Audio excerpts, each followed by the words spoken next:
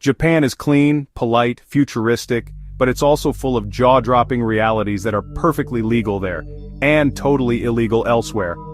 From risque vending machines to high school-themed cafes, this is Japan like you've never seen it. Number 20. Prepare yourself because this one might challenge your perception of reality.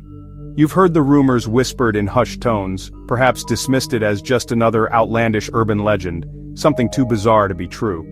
But what if I told you that some legends are rooted in fact, no matter how strange they may seem? Get ready to dive deep into the unusual corners of Japanese culture.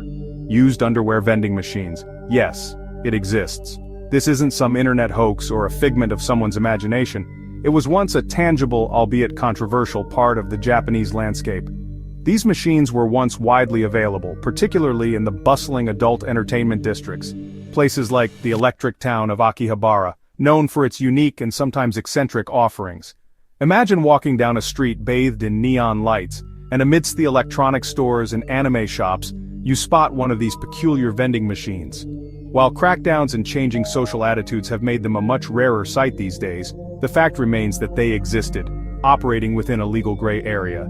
This kind of business would be considered outright criminal in most Western countries, falling foul of strict public decency laws and regulations. The concept of selling used undergarments in such a public manner clashes sharply with Western sensibilities and legal frameworks. It highlights the fascinating differences in cultural norms and legal interpretations between Japan and many other parts of the world, particularly when it comes to issues of sexuality and public expression. It's a stark reminder that what is considered acceptable in one society can be completely taboo in another. Number 19. We love anime's epic battles and fantasy worlds. But there's another side operating under different rules. Anime-inspired adult content is legal because it's animated, exempt from laws governing live-action films. This allows content that would be banned elsewhere. Number 18. In London or New York, a man passed out on a bench gets arrested. In Tokyo, it's socially accepted. Salarymen sleeping on trains or streets after company drinking is viewed with sympathy, a sign of dedication, not delinquency. Number 17. Missed the last train? Japan's solution, the capsule hotel. Forget a room, you get a pod. These human-sized pods stacked too high would violate safety laws elsewhere. Fire marshals would shut them down immediately for overcrowding violations.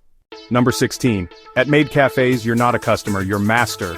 Servers in elaborate costumes create anime fantasies. Try opening this elsewhere.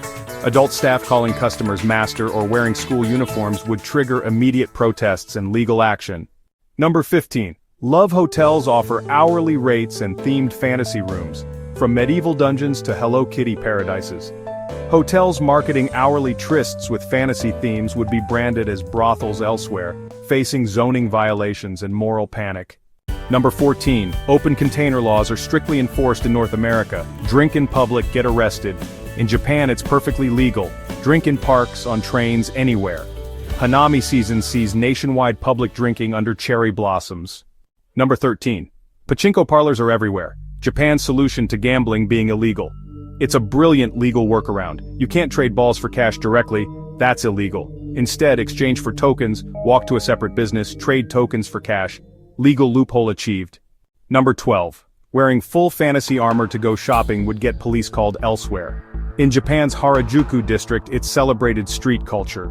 Fantasy costumes in public would face weapons-related laws and public disturbance charges in most countries. Number 11. In America, not tipping is a major insult. In Japan, tipping is the insult. Leave extra money and the waiter will chase you down the street, thinking you forgot your change. It implies they need charity. Number 10. Public nudity equals arrest in the West. In Japan, communal nude bathing at onsen is cherished tradition. The idea of seeing your boss naked at a public bath would be a cultural impossibility elsewhere. Deeply uncomfortable and legally problematic. Number 9. Japan's iconic school uniforms spawned a legal market, shops selling used uniforms to adults complete with photos. This entire subculture would set off major alarms elsewhere. Shops selling used school uniforms to adults would face immediate investigation. Number 8. We delve into the alluring world of host and hostess clubs, a cornerstone of Japan's nightlife scene. These establishments offer more than just drinks. They provide an experience, a carefully curated atmosphere of attention and flattery. Patrons willingly pay exorbitant prices not just for the beverages but for the companionship and the feeling of being valued. Hostesses skilled in the art of conversation and charm, light cigarettes with practiced grace, pour drinks with attentive care, and make each customer feel like the most important person in the room. It's a delicate dance of social interaction, where the lines between genuine connection and transactional exchange blur. The appeal lies in the escape, the temporary indulgence in a world where one's ego is gently stroked and desires are catered to. And remarkably, within the specific legal framework of Japan, this entire performance is perfectly legal, a testament to the country's unique approach to adult entertainment and social customs. However, this seemingly harmless business model often treads a fine line, raising eyebrows and sparking debate. In many other parts of the world, the very concept of paying for attractive individuals to flirt with you would immediately be flagged as solicitation, triggering alarm bells and legal scrutiny. The inherent nature of these interactions, the exchange of money for attention and simulated affection, often screams front for prostitution to outside observers. Law enforcement agencies in various countries would likely view such establishments with suspicion, conducting thorough investigations to ensure that no illegal activities are taking place behind the scenes. The potential for exploitation and the blurring of consent are significant concerns, leading to stricter regulations and crackdowns on similar businesses in different cultural contexts. The legality of host and hostess clubs remains a contentious issue, highlighting the complex interplay between cultural norms, economic interests, and ethical considerations. Number 7. Pachinko parlors exceed 100 decibels, equivalent to standing next to a jackhammer. It's a deafening sonic assault. This sustained noise would violate ordinances elsewhere. Businesses would face complaints, fines, and forced soundproofing installations. Number 6. Comprehensive smoking bans swept the developed world. Japan still has glass-enclosed smoking rooms inside public places. Train stations, malls, restaurants with indoor smoking rooms would violate air quality laws elsewhere.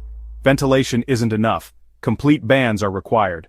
Number 5. Street food requires mountains of permits elsewhere. Japanese festival stalls appear overnight with flexible regulations. Health inspectors would be horrified by temporary stalls serving thousands without rigorous documented permit processes required elsewhere. Number 4. Adult magazines openly displayed in convenience stores where children buy candy. No plastic wrapping, no restricted access. This would trigger immediate firestorms elsewhere. Parent groups would organize boycotts, stores would face obscenity law violations. Number 3. Need a friend, parent, or partner? Just rent one. Companies provide actors for any social role. Weddings, family gatherings, business meetings. This would be seen as institutionalized fraud elsewhere. Rented wedding witnesses would raise serious legal and ethical questions. Number 2. Internet cafe refugees. Thousands living in cubicles for months or years. Licensed as entertainment, not housing, avoiding regulations. This would violate zoning laws elsewhere. Commercial cubicles as housing would be shut down as a major housing crisis requiring intervention. Number 1. Adult magazines casually displayed at the checkout counter right where families shop. It's a striking contrast to what many of us are used to. These magazines aren't hidden away in a back corner, they're not restricted to adults-only sections. They're simply another product on the shelf, sharing space with snacks, drinks, and everyday essentials. This openness is a reflection of a different cultural attitude towards adult content, one that might seem surprising or even shocking to visitors from other countries. It prompts a lot of questions about societal norms, censorship, and the way different cultures approach potentially sensitive topics. What does it say about a society that allows such open display? How do parents navigate these situations with their children? These are just some of the things that come to mind when you see this for the first time. This level of visibility would be a legal impossibility in many other parts of the world. Stores would face massive fines, the potential loss of their business license, and devastating public relations disasters for openly displaying such graphic material. The outcry from the public, advocacy groups, and even government officials would be swift and severe. There would be immediate calls for boycotts, protests, and stricter regulations. The store's reputation would be severely damaged, and it could take years to recover. But in Japan, this is a common sight, a testament to a different set of values and a more nuanced approach to the regulation and consumption of adult content. It's a reminder that what is considered acceptable or taboo varies greatly across cultures, and that there's no one-size-fits-all answer when it comes to these complex issues. These are just a few things that make Japan shockingly unique. Some find it fascinating, others disturbing, but there's no denying Japan plays by its own rules. Truth in Travels. Subscribe for more eye-opening stories from around the world.